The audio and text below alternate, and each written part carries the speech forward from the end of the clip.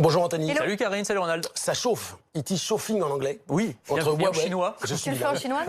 Non. Ah, dommage. Entre Huawei, le chinois, et Google, l'américain, Ouais. c'est toujours évidemment le chinois qui est accusé d'espionnage par Donald Trump. Exactement. Donc, conséquence, en gros, pour acheter un Huawei, eh bien, on va attendre un petit peu.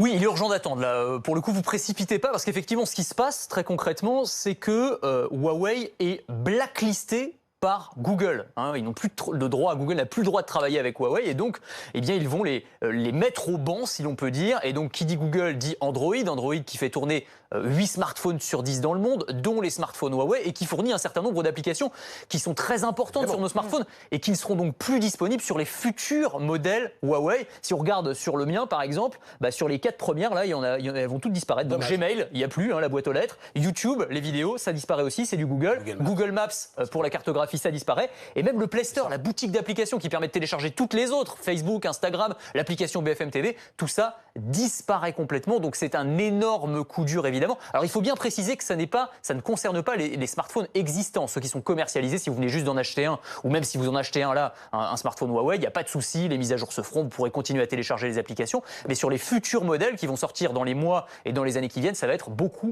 plus compliqué. Donc c'est un énorme coup dur pour ce fabricant qui est le deuxième plus gros fabricant au monde, plus gros qu'Apple aujourd'hui en termes de nombre de smartphones vendus. Ah, mais le gros coup dur, c'est surtout pour nous, les consommateurs. Oui, c'est vrai, et c'est bizarre parce qu'on se retrouve un petit peu comme des victimes collatérales.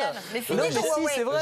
J'aime ton Comme des côté victimes comme ça. collatérales de cette guerre Évidemment, c'est commerciale scandaleux. entre la Chine et les États-Unis. Parce qu'effectivement, tout ça vient d'une décision de Donald Trump qui estime que Huawei risque d'espionner.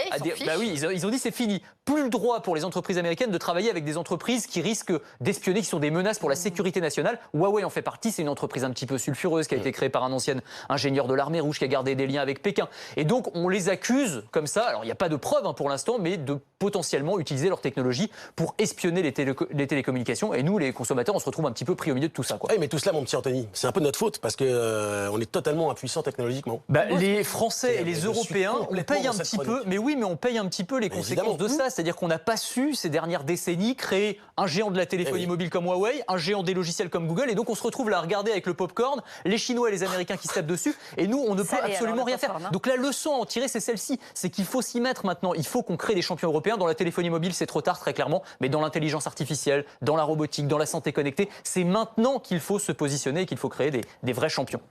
Merci Anthony. Et en matière d'intelligence artificielle, il y a de quoi faire sur le plateau. Oh oui. Merci beaucoup Anthony.